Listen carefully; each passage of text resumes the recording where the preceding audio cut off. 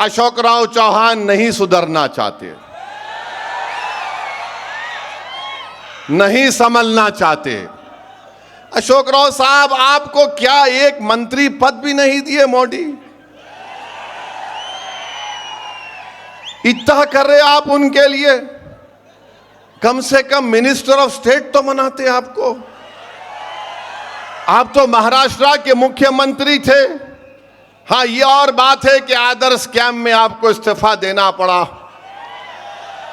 आपको कम से कम नरेंद्र मोदी आपको कुछ तो दे देते।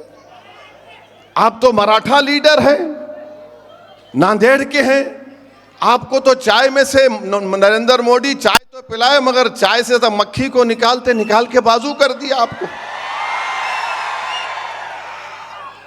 अशोकराव साहब, ऐसा क्यों कर रहे